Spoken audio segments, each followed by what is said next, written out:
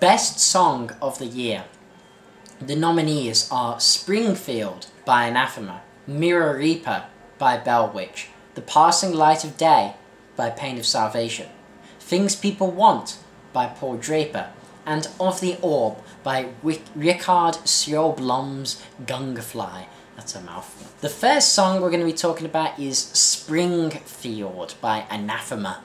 This just has one of the strongest crescendos of the year, from the masters of the crescendo themselves, with what is an almost completely instrumental track that sounds like nothing else really in their discography.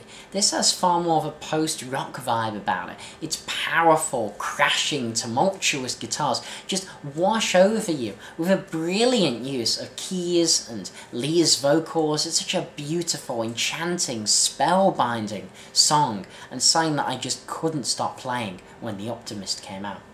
And speaking of songs I couldn't stop playing, next we have Things People Want by Paul Draper. I really liked the band Manson, you know, that Scottish 90s band who kind of got overshadowed by the likes of Radiohead.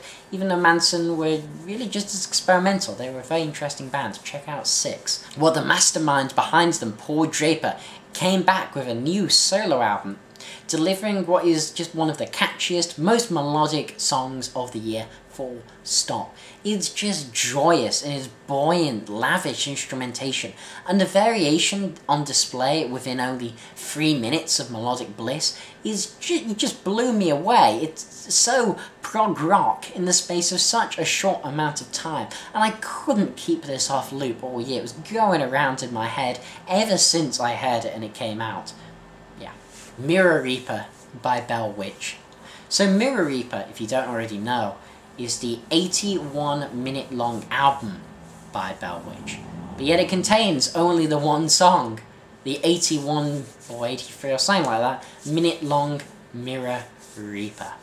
It's an epic album to contain only the single song, especially when we're talking about Funeral Doom, a very slow style of Doom. I mean, Doom's slow enough as it is, but this is one where really you get almost, you know, 1 note an hour type quality. But with Mirror Reaper, Bellwitch managed to do something very different. Usually I don't like Funeral Doom, but here they managed to pull it off, and 81 minutes fly by with this song. There's no song that should be able to be 81 bloody minutes long. That should not be possible. But Mirror Reaper is such a journey. It's crushing, it's brutal at times, but it's also so beautiful and melancholic. It's sad, but yet with a gleam of optimism in the Funeral Doom. There's just few albums like this, and few songs, most importantly here, like this. It's totally unique in what it achieves. The Passing Light of Day by Pain of Salvation. This is a 15-minute prog metal epic, and that word combination is nothing new, but Pain of Salvation don't deliver something normal or standard. This is a heart-wrenching song about the end of a relationship, from gentle electric guitar and vocals telling a story about the relationship, before building to such a gorgeous chorus, and towards the end it goes full metal crescendo with such power and force. You don't feel those 15 minutes go by. It's a trip like no other you'll take in 2017. Lastly, Of the Orb by Richard Sjöblom. If you don't know who Richard is, he's the guy behind Beardfish, that awesome prog rock band who very sadly split up.